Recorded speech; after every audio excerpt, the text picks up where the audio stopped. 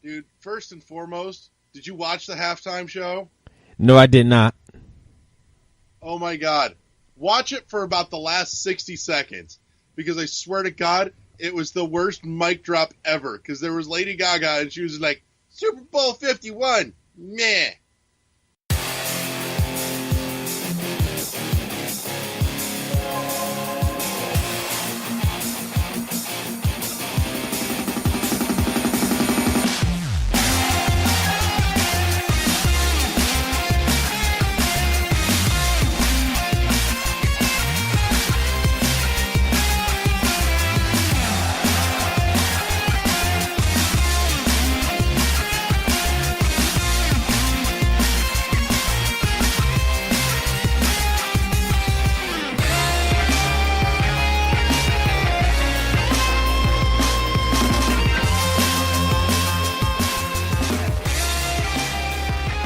Hello, everybody. Welcome to World 11 Podcast. I'm your host, Eddie V, the Chocolate Thunder with Wonder. Joining me is the Red Velvet Nordic Beast himself, Mr. Larry Giver. What is up, good sir? I am so determined to replace you, to replace your nickname with just calling you Nestle Wonderball. I will work at it until it just happens. Nestle Wonderball. Yeah. You've got that bald chocolate head and a little toy inside. Oh, wow. Yes, everybody. I got a haircut that was... I'm going to work on this every week until you just give up and submit to it. Well, I'll submit all right. Oh, God. Oh, everybody. So, Larry... I'll tell you what's up right now, though. What's up is this. Lady Gaga going, Super Bowl 51.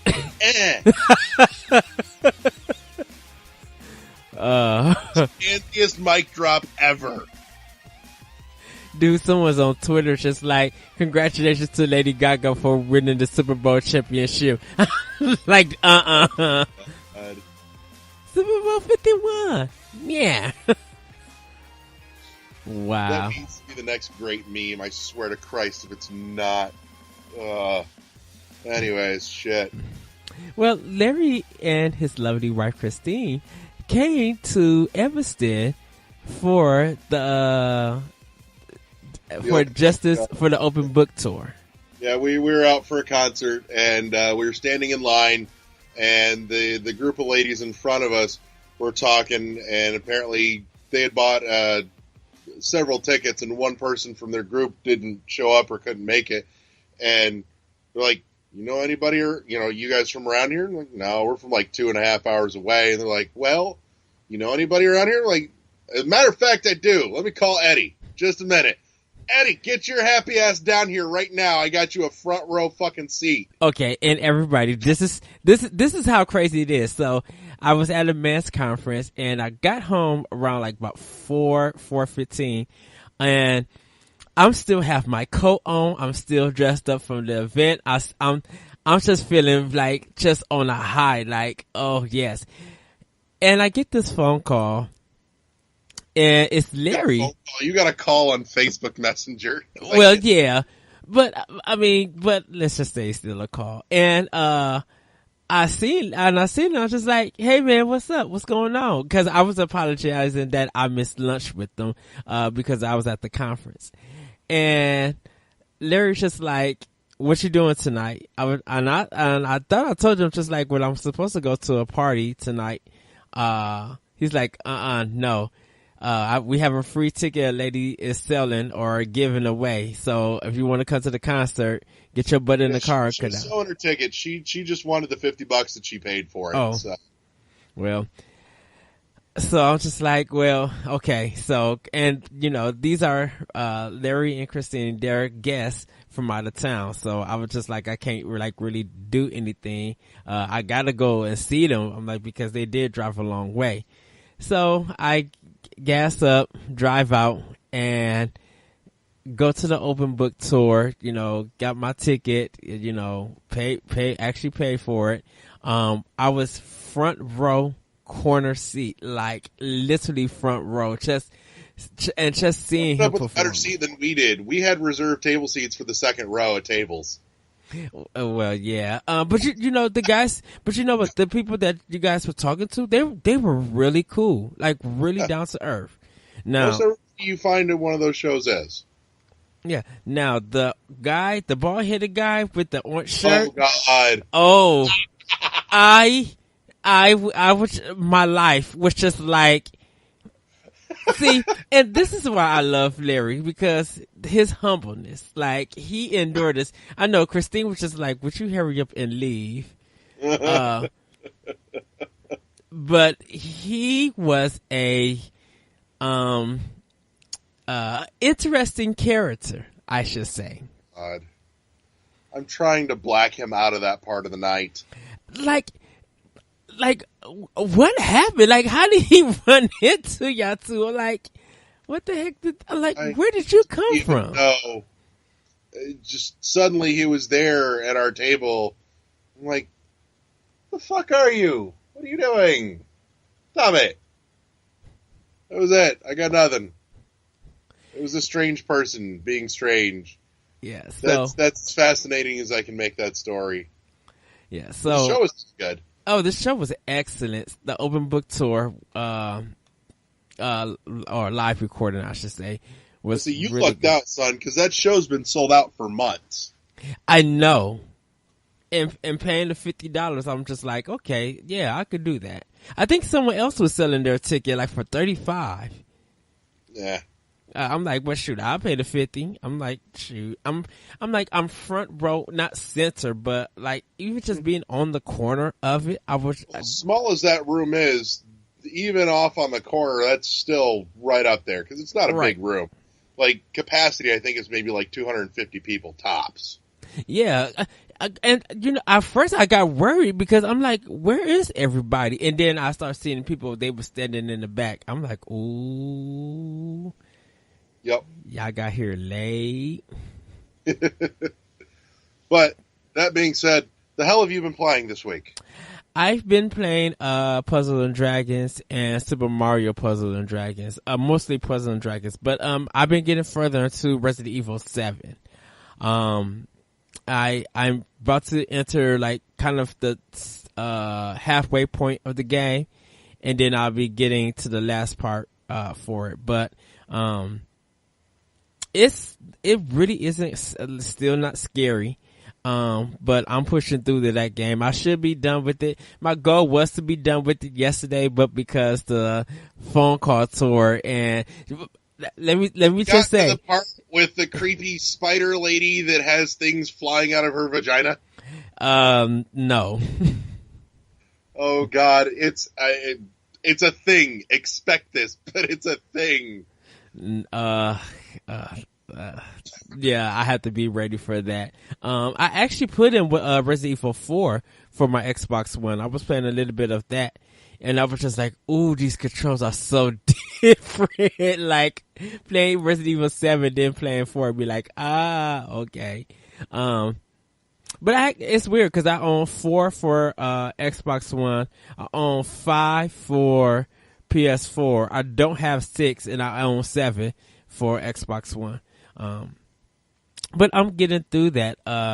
So that's what I'm playing. I did buy, Yoshi's Woolly World, Poochie and Yoshi's Woolly World. So, that's still in the case. I need to pick up Poochie.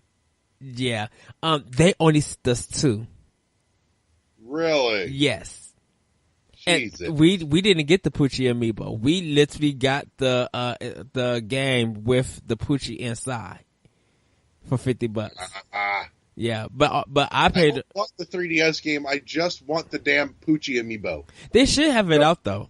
I don't know where you have to find it at, but they do have it out. I know I only paid like $35 for it. So Yeah.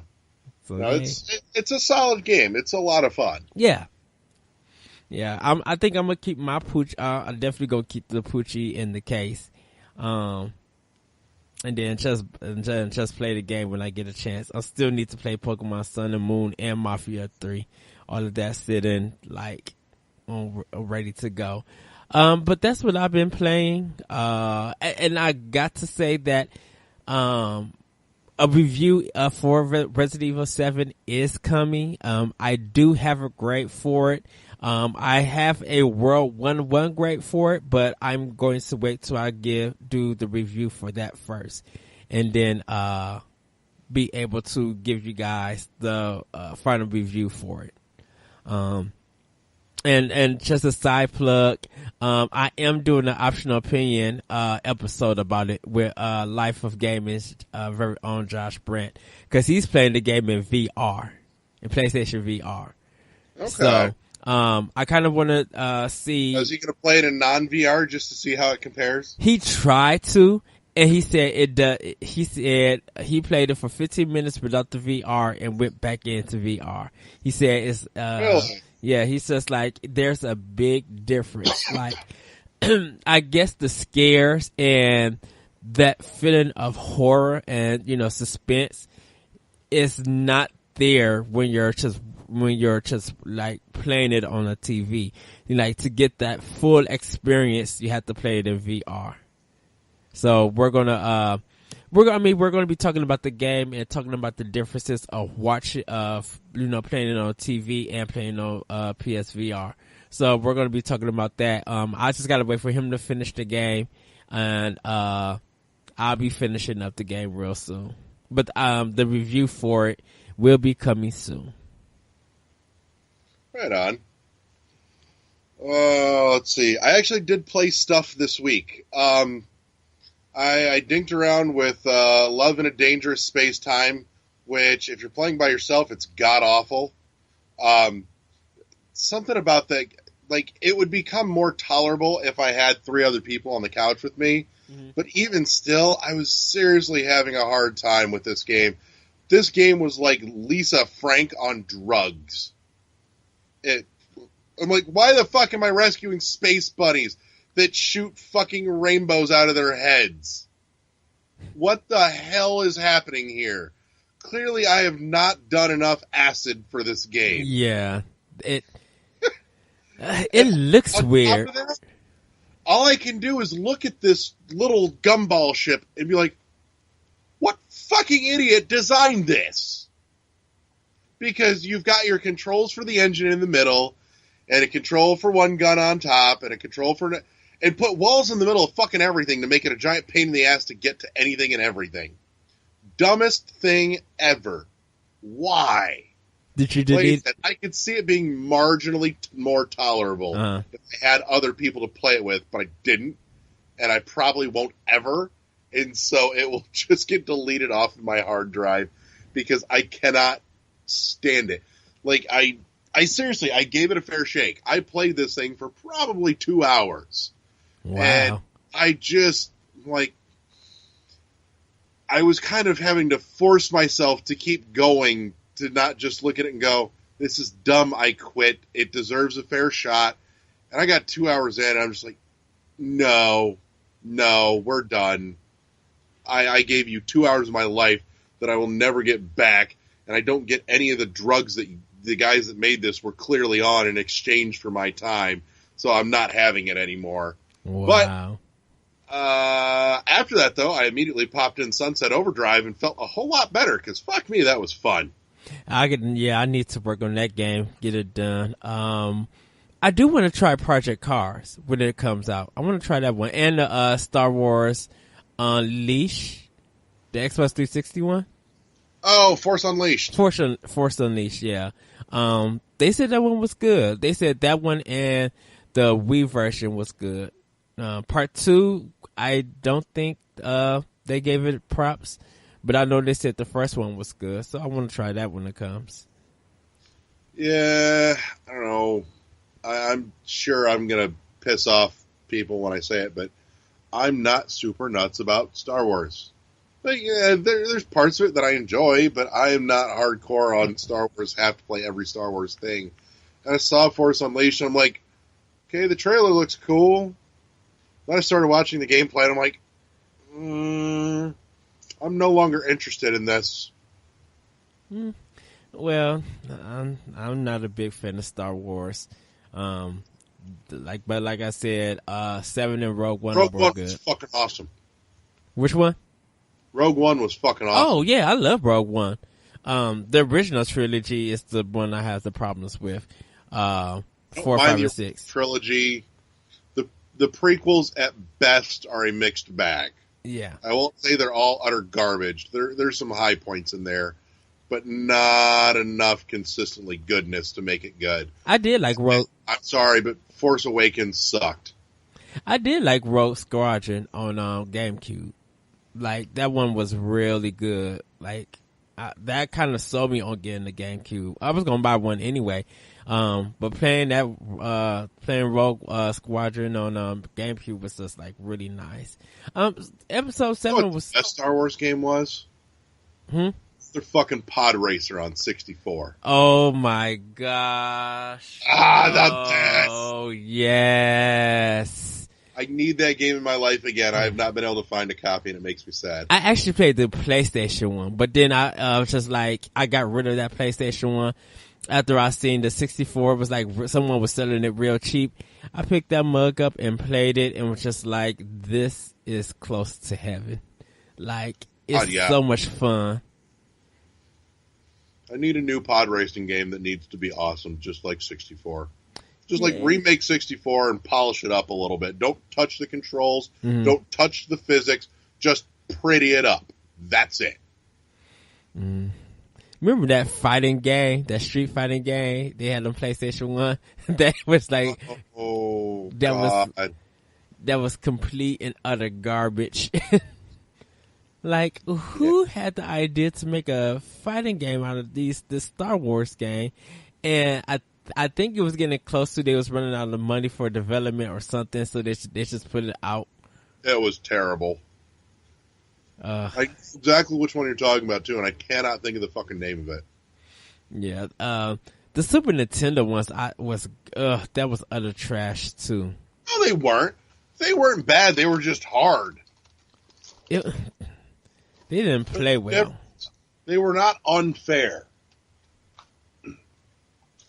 But I literally had to cut the game off and just be like, "This is horrible." And then I started playing Batman. I started playing Batman Return on Super Nintendo.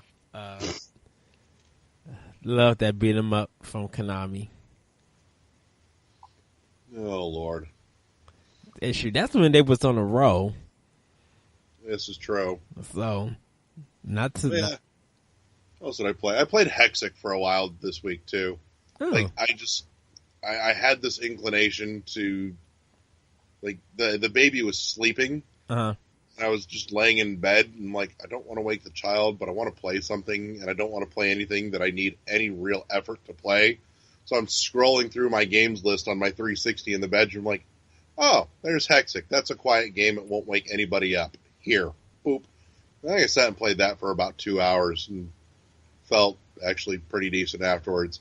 So it's a wonderful mind-numbing puzzle game, which begs the question of why Microsoft never sold it. Because you can only get Hexic HD if you bought a 360 like brand new, when they first came out. Mm-hmm. You can't go on the Microsoft store. You can't go on there and buy Hexic HD. You can buy Hexic 2, which I did not like, and I thought it looked terrible, but Hexic HD, I liked. Couldn't buy it. So I ended up with a copy of it. Was it an indie game when it came out? Yeah, it was something on Xbox Live Arcade, but it came as like a free download if you bought, your 360 like when it first came out. So I wonder if it's a license problem or something. I don't know. But I ended up with a copy because I lied to Microsoft when I got my Xbox 360. I told them that I had one before, and then for some reason my account didn't transfer it right. And like, well, we don't see it here. I'm like, well, that's your problem. Fix it. So I made them put it on my account so I could download it. That's a shame. You know what? I'd have paid for it if they'd have sold it. Seriously, I would have had no problem giving them money to buy the game. But they didn't give me the option. So fuck them. And you still can't buy it today? No. Oh, that's very weird. It's stupid. It's even backwards compatible on the Xbox One, too, but you still can't buy it. Like, whose brilliant fucking idea was this? But did they ever put it on disc? No. Hold on, so they got a backwards game that you can't buy. That's not on disc. Yeah. Wait, huh? That's stupid. It is stupid. Don't get me wrong, I'm glad I have it, but seriously. Do certain means. This because you had this game finished, but you wouldn't sell it to anybody. Fucking retarded. Yeah, that's very, very weird. I mean, now at this point, it's too little too late, and you're not going to recoup anything for it. But, you know what? Back in the day, you could have made some bank on that. I seen someone playing the game Outlast today. I'm like, oh, this looks kind of cool. I need to start messing around with that, too, because that does look interesting. Metroid and Ikaruga mixed together. I was just like, oh, wow. Ooh. Yeah, I was watching it, the guy play, and he was just like, it deals with a lot of blue and reds, and he was just switching. And so the polarity thing, I'm like, oh, that's nice. And then it just had that Metroid vibe because it had a map to it. But it looked like levels almost, but actually everything is connected. It was just I think I jumped in looking at it too late. But it looked quite interesting. I'm like, oh, okay.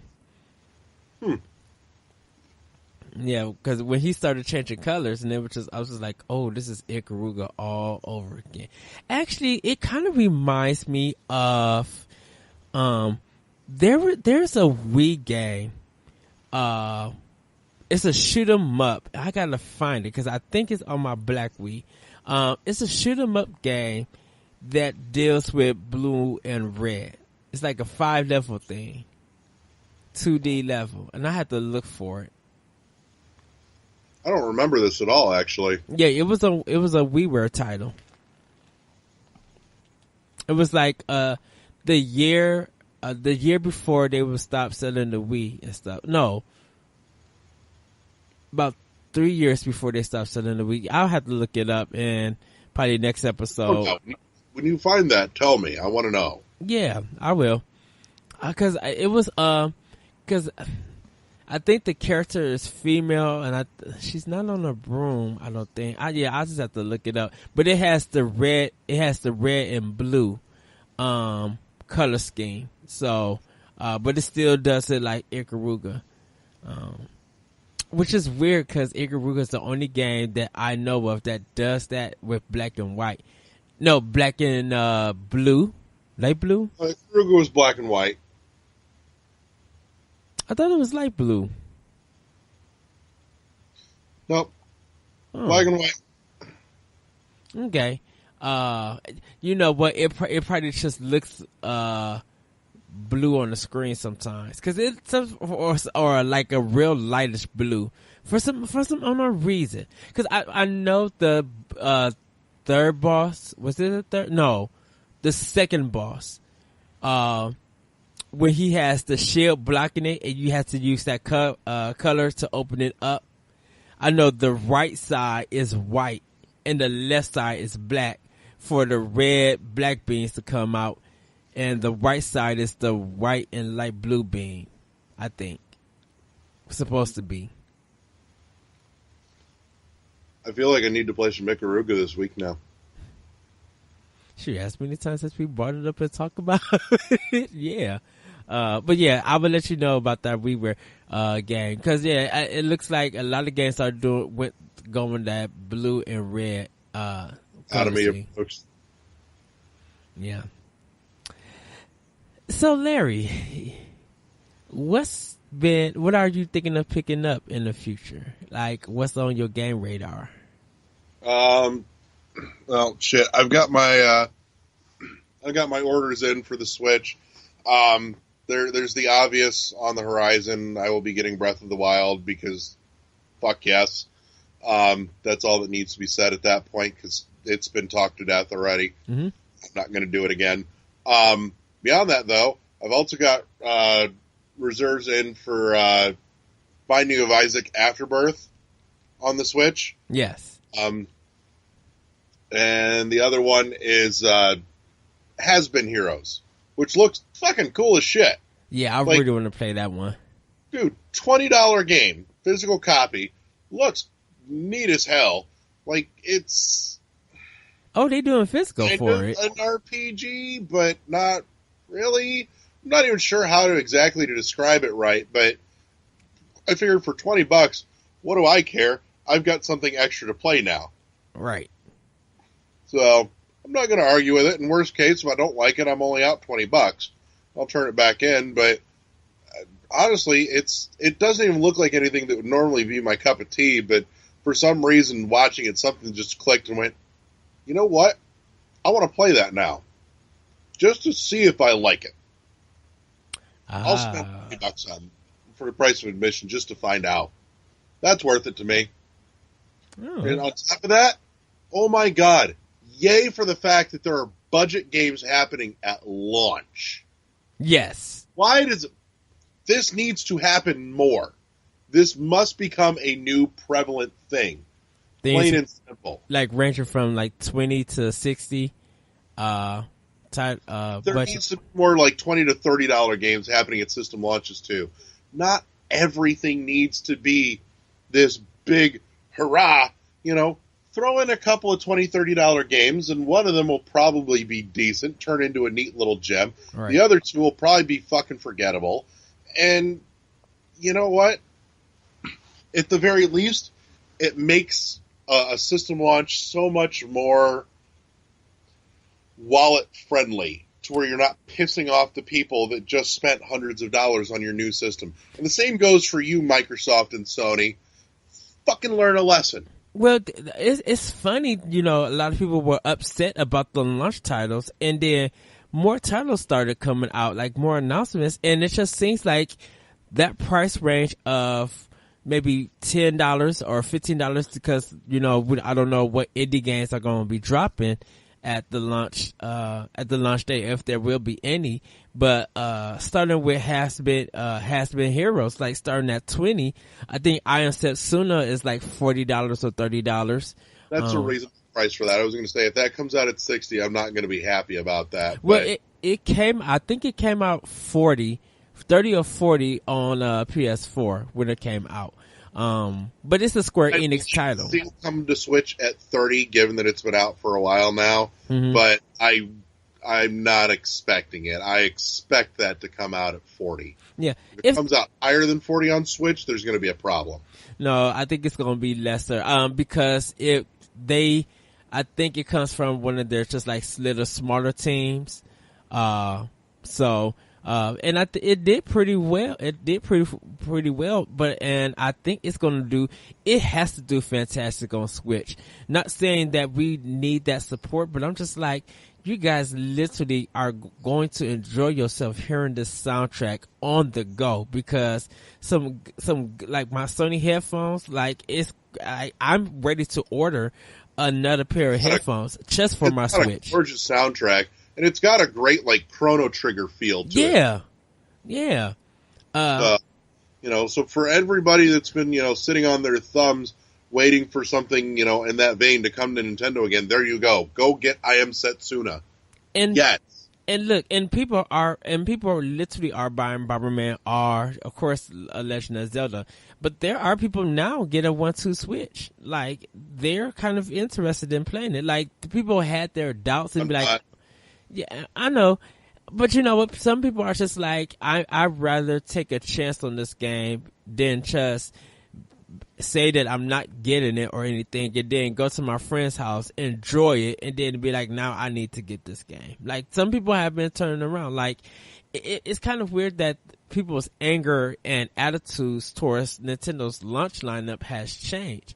And now people are, and just like you, Larry, when you're talking about having a good budget from 20 to 60, a lot of people are now realizing that, you know, I can still get the system, some accessories, but I'm already know that I could get a game that's just not Legend of Zelda. I could get some other games that's within my budget and stuff. Cause I've told people, I'm just like, if you did PS4 and Xbox One, you could have about 20 or 30 games, but majority of them was ports, and everybody who got a PS4 was playing Resogun. Yeah, like, to me, the only game that I see in the launch lineup, like day one launch, that for me personally is just throwaway and I have no interest in is 1-2 Switch. It's not that it's a bad game, it's just that I know me personally, I will get zero of anything out of that game, so I have no compulsion to buy it. There's other things that I want to spend my money on day one that I want to play. I'm not knocking anybody for getting into 1-2 Switch. I can see the appeal. It's just not an appeal to me. Would you think you'll pick it up if they did like a sale for like $20 or like a digital sale or something, or for that? No, I have no use for it. There's nothing in there that makes me go, it's cheap, I'll buy it, because I still won't play it. Okay. I can't fathom any scenario in which I sit on my couch and go, I'm going to play a video game today. What am I going to play? I've got all this stuff, and at no point will 1-2 Switch jump out and go, I'm the game you have to play right now over everything else that you have to pick from. It's not happening. Well, and I could see that because, it is meant for a party game. It's not meant for like a single player, just want to play a game. So I can understand that. I guess I was just going at it, like if the value of it for you, would justify a purchase, and you just said no. Nope. So I mean, and that's fine. That's very understandable, and I kind of like that viewpoint that people say, well, I'm not just going to get it because it won't fit me, and it won't. But I'm just like, well, you won't get it now, but if they had a sale on this item for you to get it, would you get it? Yeah, I'll pick it up for $20. So I'm just like, you're not mad at the game. You're mad at the price that you have to pay to get this game. Where you ask, regardless of what the value is, it's not suitable for you because A, you won't get no entertainment out of it. B, you won't be using it as much because it's just like you want a single player experience. You don't want it as a party game. Like you can't get a single player experience out of a party game. Like who you gonna be milking cows and shooting up by yourself? Well, that last line didn't come out right. Oh God! But a bunch of games. There was fucking news this week. I got all kinds of hype. Holy shit! Get hype, son, because motherfucking Phantom Dust is getting a physical copy release on Xbox One before E3 this year. It's a remaster? No. The one that they announced a couple years ago is like indefinitely on hold or canceled or God knows what. That game is canceled. They're taking the assets from the original and they are re-releasing it on Xbox One, which means I can fucking play online with friends again. That game was awesome. Well, I know we talked about, well, I don't know if we talked about it, but I know they mentioned that it was going backwards compatible. But I didn't know they was doing a physical release. Yeah, but if it's backwards compatible, I still can't play it online with friends because the servers are gone. So they are just kind of doing a remaster, a re-release in a sense. Okay. Yeah, and I'm perfectly okay with that because holy shit, that game is awesome. But that was a budget game for the ages, dude. Like, this game looked like it had a solid, maybe not quite AAA budget. Yeah. But it looked like it had a solid, production budget, and it had some just spectacular production value to it. Yes. Came out, brand new, $20. But when did they announce they was doing the physical version? Because I thought they just announced that it was backwards. The announcement was this past week. I didn't see it. I didn't see that announcement. It's there, and I'm pretty sure I posted it on the Facebook page too. But yeah, no, dude, get hype, motherfucking Phantom Dust. You and me, we're still gonna be playing. Yeah, I have to pick it up. Of course, I didn't have a 360, so no, it wasn't a 360. It was original Xbox. I thought it was 360. No, sir. That was original Xbox. You got to go all the way back. Oh, goodness. Okay, then, okay. But then how are they doing it backwards compatible? if it was Xbox Xbox It's game. backwards compatible from the original to the 360, but that would have been it. Right, but if they're making it digital though, see that's why I thought it was 360. Nope. But like I said, Xbox One is getting a release of Phantom Dust. They're taking the original game, the original assets, and they're basically just redoing it to run on Xbox One architecture and putting up new servers so we can all play online together and just relive the glory that is that game. Because So then they're just doing they just went ahead and did the full remaster, and not just backwards compatible.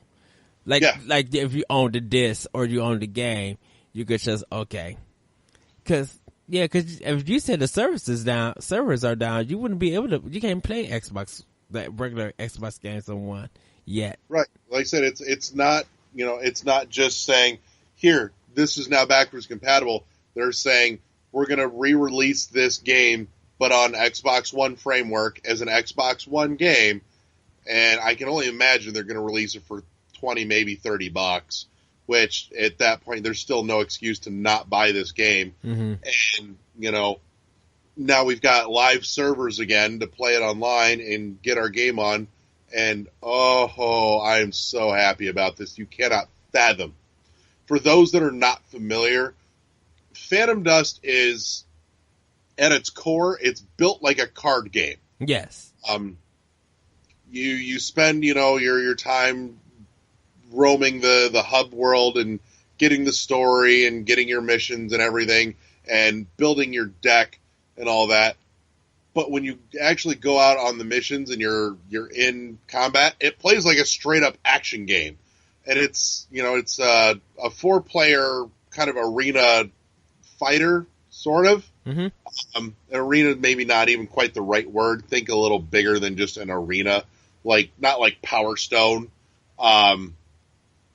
But in any case, each player has their starting space, and there's 3 little orbs, and each orb is like one of the top cards off of your deck.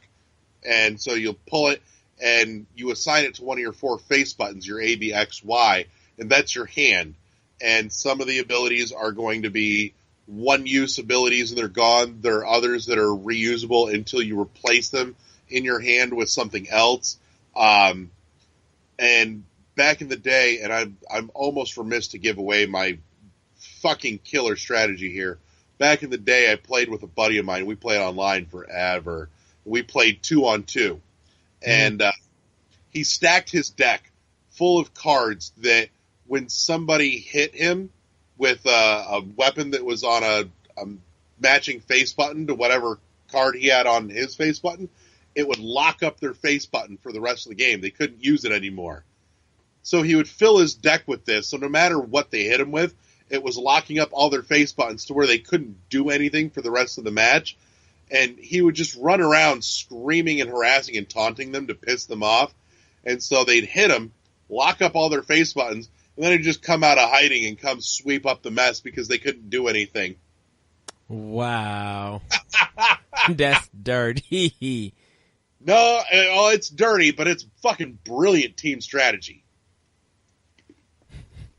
And to be honest, there was no better bait in the world to piss people off than a 12-year-old kid on Xbox Live screaming about your mother. Wow. But he could get banned for that, can't he? No, he wasn't doing anything illegal or illegitimate. He was taunting, which, at this point, it's fair game. So, but what was he taunting, like, through a headset or just taunting within the game? Like, through a headset, voice chat.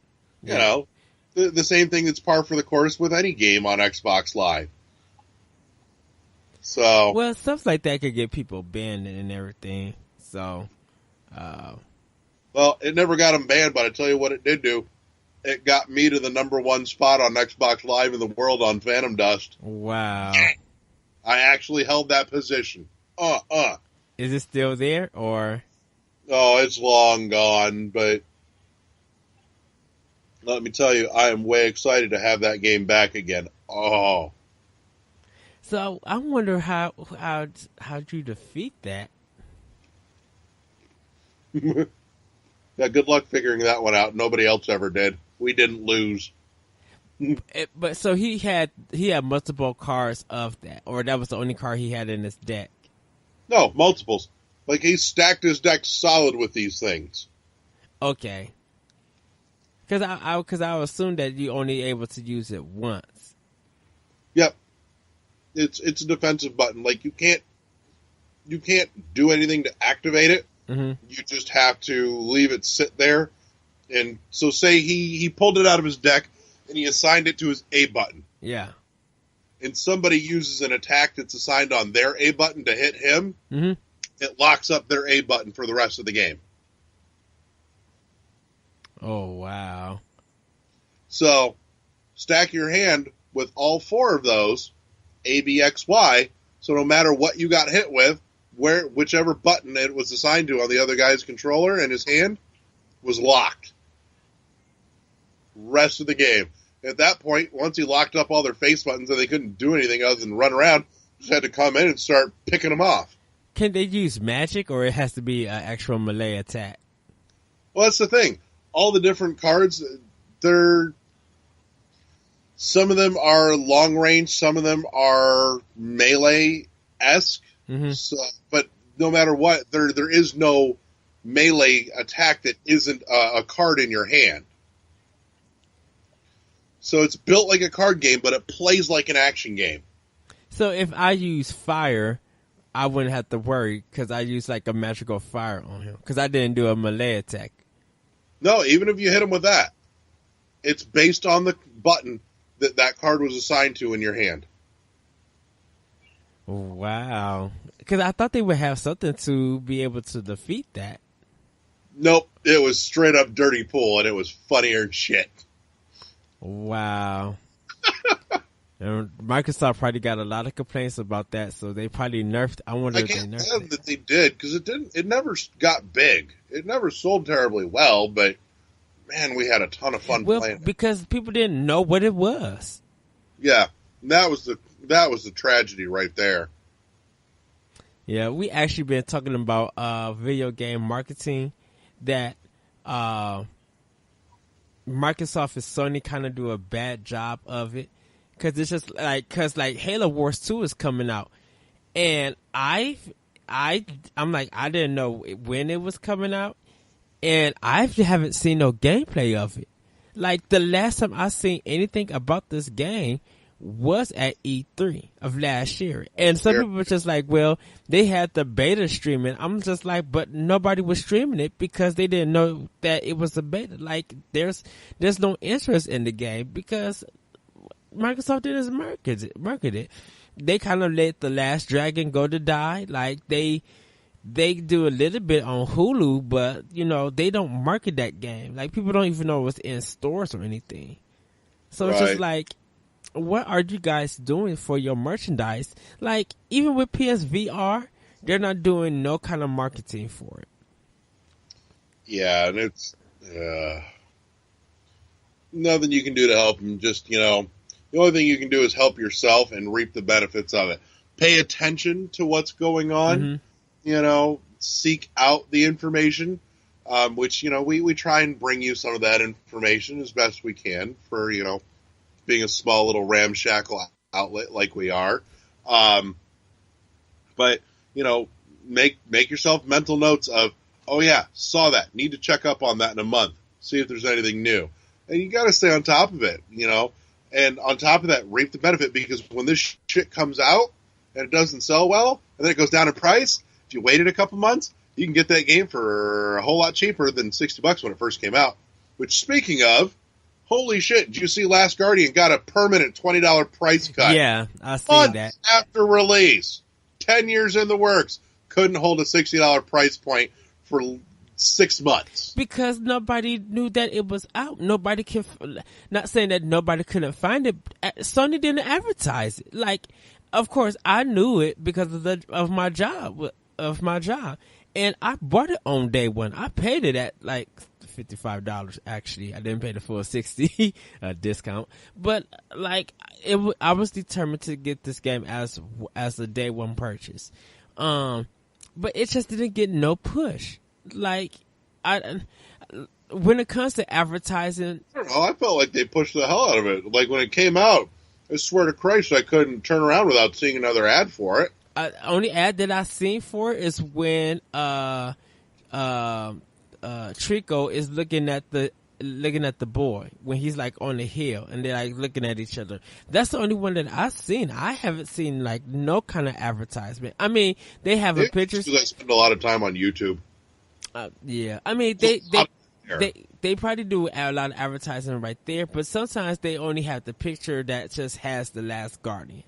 So like, you know, for some paid ads, I didn't see it. Like they're going all out on Horizon Zero Dawn, and they're doing that shit looks awesome. Yeah, and they've been doing a lot of marketing. They've been at most of their press conferences show stuff off. They've been using that game. They didn't use The Last Guardian. So it's just like, what is going on with Sony and this marketing? Like, I wonder if Sony knew that Last Guardian had problems. Yeah, they knew. They allowed that game. They allowed that game to be delayed for 10 years. Well, and on top of that, just in terms of gameplay and controls, that game needed some fine-tuning that it never got. And I'm wondering if Sony knew that and just kind of, instead of blowing it out and having it come back and bite them in the ass, just said, you know what? We'll put some marketing behind it. Most everybody that wants this is aware that it's coming. We don't have to do much for this. The people that want it will go buy it. Yeah. Done. Well, Sony and Studio Japan knew that the game still had problems. That's why they delayed it for that year. And then when it was supposed to come out, they delayed it like 6 more months because they had to flesh out the bugs and stuff. So Sony knew. So, you know, even with all this money going into that game, with it being released and stuff, Sony was just like, well, let's just we know we had to take an L on this one, but let's just recoup whatever we could recoup from it. Right. You know. You know what, though? Props to Sony, though, for pimping the hell out of Horizon Zero Dawn. Way to go getting behind a fucking new IP. Yeah. Yes. More of that. Yeah, but it's kind of... Don't just wait for, this to hopefully do well and turn into a great big success and then make bank on a sequel. Somebody put their heart and soul into some new IP that looks hella good like that, pimp the shit out of it. But see, that's the problem with Sony. It's just like, I understand that you picking and choosing how you want to market what you think is going to be a good game.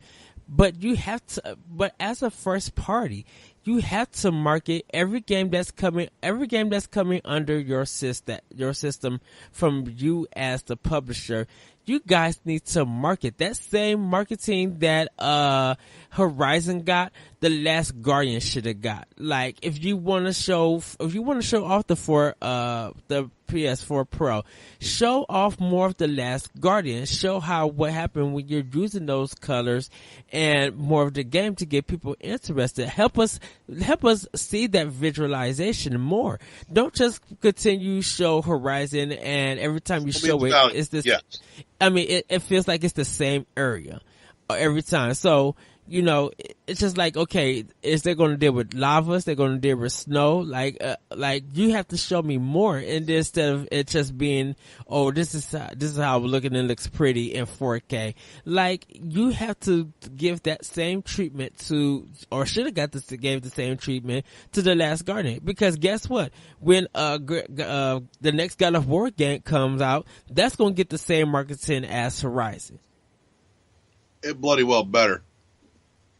And then, like, something like Gran Turismo might probably, depending on how that goes, would get the marketing of The Last Guardian. I almost wondered, too, if they laid off, they took their foot off the gas on marketing for Last Guardian, just because it may not have been money well spent. And hear me out. Mm-hmm. Shadow of the Colossus, well, a phenomenal and fairly successful title, didn't have a huge mass market appeal, not like games like God of War did. Yes. And so at this point, I think they kind of looked at it and went, everybody that's looking forward to Last Guardian came to us from Shadow of the Colossus. They already know we don't have to spend a lot of money because these people are already paying attention. We just kind of have to give that general reminder, oh yeah, hey, it's out, go get it, and leave it at that, versus putting something like Horizon or the new God of War out, where these are mass market appeal games that, you can throw ads for this shit on the Super Bowl, which has frozen. And, that's one of those things that you will, every time you put out a new installment, you will grab new people in that weren't there before. Yeah. And I don't think that was going to happen with Last Guardian, at least not to the degree that it would have with things like, Horizon or God of War. Well, I mean, there has to be a story between Sony and Studio Japan, because Sony owns Studio Japan. So it's just like, what is it about this as a developer that you guys are not fully believing in? That you're recognizing in, because you believe in, you'll support every other part every other party and developer that works for you as a company. But when it comes to Studio Japan, it's just like, are you letting them do everything up to their own devices, or are you guys stepping in to do something? Because that's one of the problems. I think that's one of the problems that Microsoft and Sony has. They don't have people who are developers who could clean and help a game and get ideas out. I feel like they are more about the business, where like Nintendo, most of the people that we know, they have all been in development. If I threw Aonuma on, let's just say, like Duck Hunt 2 HD, if I do Aonuma on that, Aonuma might still have some ideas and be able to help that team and direct them. No one at Sony and Microsoft is there to do that. Like if we talk about Microsoft, Phil Spencer is the first one that Phil. No, I would say Phil Fish. Phil Spencer is the one that comes up. He's business. We already know that, he listens to the gamers, and he's a gamer at heart, and he's still about business. If we talk about Sony, is Yoshihide Shidi, how can I think of his name? Remember, Sony too, first and foremost, is not a game company. Sony, first and foremost, is an entertainment empire.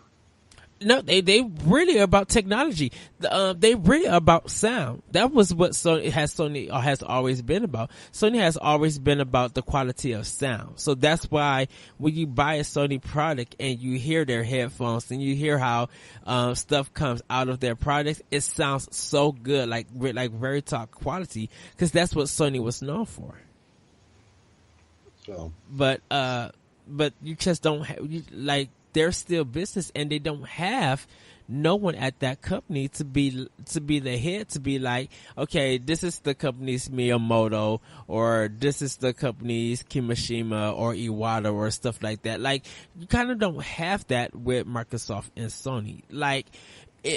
Even and paying all my respects to Iwata and stuff, like, if Sony had an Iwata, who is it?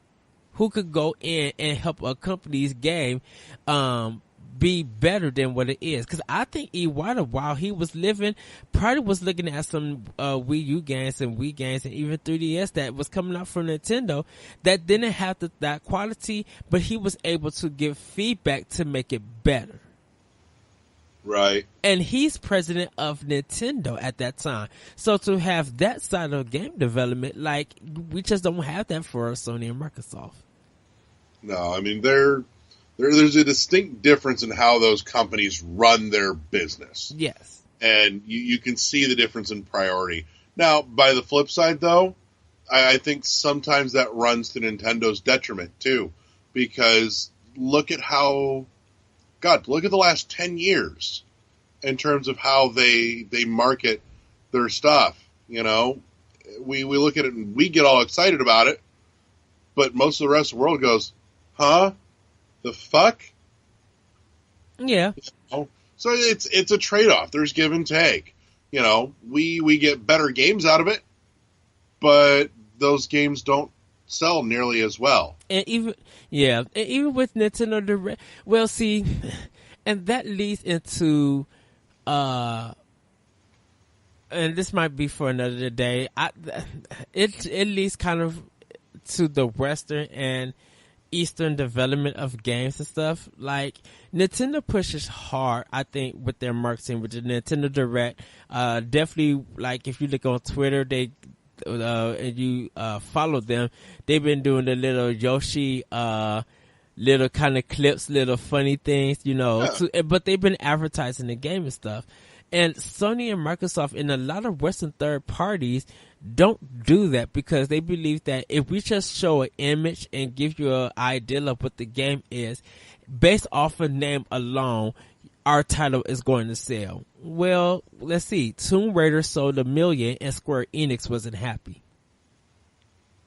No, fuck Squeenix. That was great. That was a great game, and you know what? Set your expectations accordingly. Jesus. No Man's Sky got so much hype, and people who was just like was getting death dust because the game was being delayed. Look how that game turned out. Like, they had to wait to get a patch for it to be better, and then it releases on PC, and you barely could play the game. Oh God, I thought we were done talking about No Man's Sky, but I'm glad you brought it back up again. But I needed that excuse to laugh. But that was terrible. Batman Arkham Asylum Arkham Knight had so many problems. Evolve is no more. Evolve was marketing with the controversy with DLC. Evolve had a spotlight in Game Informer. Mm-hmm. And their expectations was high. Well, that game probably sold well, I think, but you can't even, there's no more servers. The company went out of business. So it's just like, what happened to all these big name games and titles that people think that's going to sell? And if I had to push Nintendo out this whole conversation, I think the only two games that have made a major impact on across Microsoft and Sony's platforms have probably been Overwatch and Grand Theft Auto 5. No, I get behind that. Like, as much as you want to talk about The Last of Us and stuff, The Last of Us is a Naughty Dog game. And like it could be a personal classic, but it never did the numbers that Grand Theft Auto 5 and Overwatch has done. And that continues to do numbers. But it's like a perfect 10 in a lot of people's eyes and stuff. Let's look at Inside. Overwatch is a strange phenomenon too. Yeah. Because Overwatch is one of those that Grand Theft Auto is one of those that gets everyone out to go buy it. That's a big event when that shit comes out. All the people that don't play anything but maybe they pick up a copy of Madden or NBA every year, and that's the only reason they have a game console is, their yearly sports fix and the last Grand Theft Auto that they still play until the next one comes out. And Grand Theft Auto has a unique ability to get these people out to the stores day and date to go buy the new one. Overwatch, on the other hand, is doing, numbers that are, by all rights, should be maybe not quite Grand Theft Auto-esque, but just in terms of scale and success, Overwatch is doing that, but without reaching those same people. Somehow it's getting everybody to go buy it, including those that don't buy but maybe 1 or 2 games a year. Yeah, and that's and that's getting that easily lapsed market. And that's the weird thing for me. It's just like with a lot of Western party games coming out, they could the budget and the production of that game could be huge, and the expectations could be huge. But when you work at retail and you see that same game sitting on stores shelves that got game of the month that people are saying that you need to get and stuff, and when you're seeing it on shelves for months or for weeks, or even on the day of release, nobody is getting it, even when they do get paid. It's just like, okay. Now, it becomes a question of like, are the games selling at GameStop and not here? You know, or where people are getting their games and stuff for the sale numbers to be what they are. Because, like, I understand people... Digital plays a lot into it, too. Yeah. And I understand people who decided to go digital, which I gotta say, finally, Sony is doing the external hard drive, so I gotta order one whenever they release it. It took them a whole generation and 3 years to do it. I'm just like, really? It took y'all this long? Yeah. You know what game lost its mass market appeal, or what series? I can't say I'm baffled as to how, because I've watched what's happened in this series, and between that and what's happened with Call of Duty, but Halo has had a huge drop off. Like, look at the last two main entries. Mm-hmm. Look at 4 and 5 versus, you know, all the hype, all the big, huge midnight release parties for Halo 2 and Halo 3 even. You know, these were tremendous. Lines around the block, you know, at GameStops for that shit. It was huge. Halo 4, not so much. Halo 5, oh Lord, even less. Yep. It's just not bringing out the numbers anymore. Because of Bungie, once they left the project, people became wary of 348 Studios because they didn't know really what they made. But even Bungie, but you know what? Even though that says for the Halo series and it's a new chapter, I think a lot of people weren't just willing to go back into it because you kind of had to grow up with the Halo games to get the appeal on why it was such a major thing. And a lot of people, I thought 4 was my favorite out of all of them. Truthfully, I need to play 4. I actually need to because I got the Halo Master Chief Collection. So, like, I'm not nuts about the Halo series. Like, I enjoyed the single player. I never got anything out of the online multiplayer. It's not my cup of tea. I've said it before. I'll say it again. But you know, in terms of single player, the story's not terrible. But, you know, I played 1, 2, and 3, and then I popped in 4 finally for the first. Like, I'd played 1, 2, and 3 before, and this was maybe about 2 years ago, and I picked up all of them again just to play through them all in order. It had been a while, and I hadn't gotten to play 4 yet. So I picked them up, and then I got to 4, and I popped it in, and holy shit, I was floored. I'm like, this is fucking spectacular. Apparently, it took Bungie leaving for me to love this series now. And see, people, I guess the reason I said, you know, you have to be an older, younger gamer, or during that time when it came out to love the Halo series, the matchmaking, you know, the multiplayer, the online structure was huge back in the day on Xbox One and 360 for all those players, and it's not so much a thing now. A lot of people didn't care about, like, I wanted to play Halo 4 because when they first put it out, I'm like, this is Metroid Prime on a whole Microsoft level, and it looks gorgeous.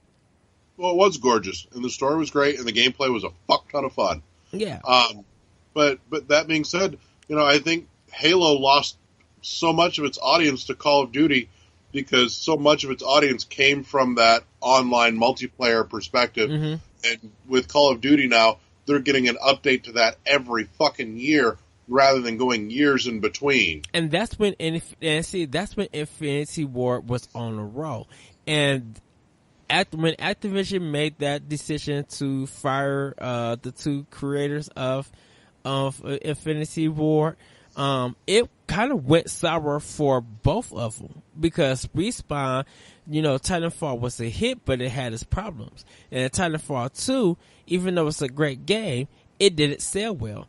Call of Duty fell into the cycle of going to 3 developers and it always being recycled. And so it lost its appeal for it being a series. So Activision and Respawn lost out, and that's what I personally feel like this is what is hurting the Call of Duty series. It's just like you guys are reiterating the same thing. And when you left when you let the two guys who created Infinity Ward go, and they went ahead and started their own company at EA, it just didn't go right for either game. Sale numbers are a completely different thing, but you get the complaint of people saying this is the same game. This is the same trick. This is the same engine that you guys are using, and your game is selling less and less and less every year. Your game is supposed to usually sell more and more and more if it's good.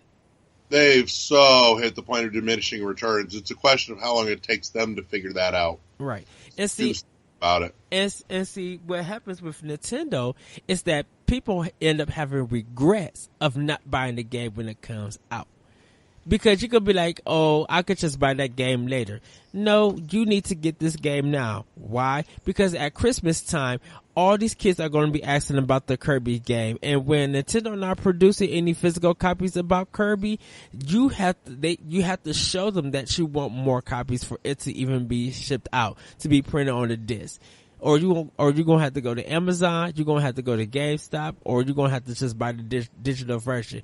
Cause Kirby is one of the hottest items that sell over time. And now people are having regrets of not getting a Wii U and looking to get one to play their games. So it's just like, I do not want to see Kirby on the Switch for many, many years. As much as I like Kirby, that little son of a bitch is a harbinger of death. They only bring Kirby out when the system is dead and dying. Kirby has, I think, been a huge success for its handheld business, more so than the console business. Not saying that it doesn't sell well on console. That game will fly out the store in a quick minute. Trust me. That the last one that came out I think it was like a 4-player Kirby game or something like that. The last console one? Not the Wii. I'm not talking about the Wii U. I'm talking about the Wii. Just to give you an idea on how much people are still looking for that game and want that game. People are still going to that last Kirby game that was on Wii, not Epic Yarn, because Epic Yarn sold well too. Like that game was kind of hard to find. I think it's going to Return to Dreamland, if I remember right. I think so, yeah, because it was like a 4-player co-op thing. It started development as a fucking GameCube game. Oh, okay. That game became hard to find when it came out because people were buying it. And when Kirby and the Rainbow Curse came out and Roboland or Robotic Land. Yeah. When that came out, even the Kirby's, the 3 Kirby ones, the triple something Kirby, that one sold out. So I mean it's kind of slowed down, but you know, Kirby games continually pick up and sell. And if you don't get that Kirby that's out at that current time, once it's sold out and it stopped being printed, that's when everybody starts regretting that they didn't buy it and starts asking about it. Like I even had regret because I didn't buy the Puzzle and Dragons and Super Paper Mario. The Mario Puzzle and Dragons, like that combo pack game. Like I regretted of not buying it. I literally am happy I was able to get a physical copy of it through Amazon. You know, because it's out of print and that's what a lot of people kind of have. Like once you say that you don't care about Nintendo, you're not going to buy their games. Once stuff over that system becomes hard to find, and then you're going to be like, well, I'm kind of now interested in trying it. It's too late. So now you have to come out with a lot of money if you want that system and you want their games. And then sometimes end up being mad or be like, okay, now I understand why people love this. I'm mad at myself because I sold this game or I didn't pick it up at that time when it came out. No, I'm with you on that. And that's 100% true, which by the way, Return to Dreamland is on Wii U Virtual Console for $20. Yes. I still gotta hook up my Wii U because I gotta buy Bomberman 94. Oh, love that game. I seen that. Like that Thursday and that Friday was like, I told people, I'm like, this is a huge win for Nintendo. Like, Bomberman 94 for your Wii U Retro Console, Fire Emblem Heroes for mobile people, and then Yoshi's Woolly World coming out like that Friday. Just like, that's the triple combo. And for some people like me, like, it was payday. So I'm just like, yes, monies. Right. But everybody, that's it for the show. Oh, but before we go, we have a contest winner to announce. So I'm going to hand this portion over to our Sir Larry Giver. All right. Give me a minute here. Hang on. And this is the prizes for She Remembers Caterpillars. So you will be able to get a copy if you are the winner of it. And once again, congratulations to our last winner for the Metroid Beanie. I actually got to see it in person on Larry, and it's like literally adorable. Like, it was so cool.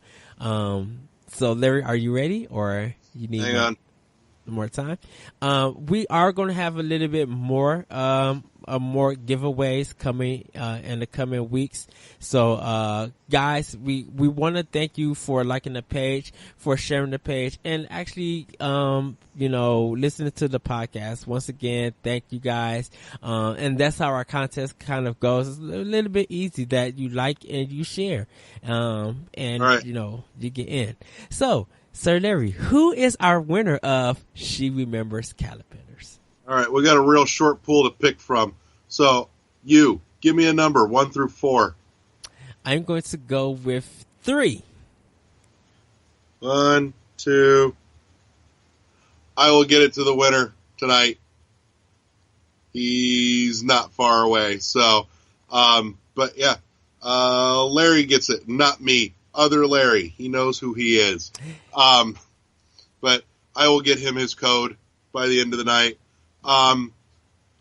Other couple giveaways are coming up. We've got a few things pending to give away, just kind of waiting for some timing things. Mm-hmm. I do think maybe in the next couple weeks I may hit the store and see about putting something together and give away maybe like a $20 Steam card or something like that. Ooh.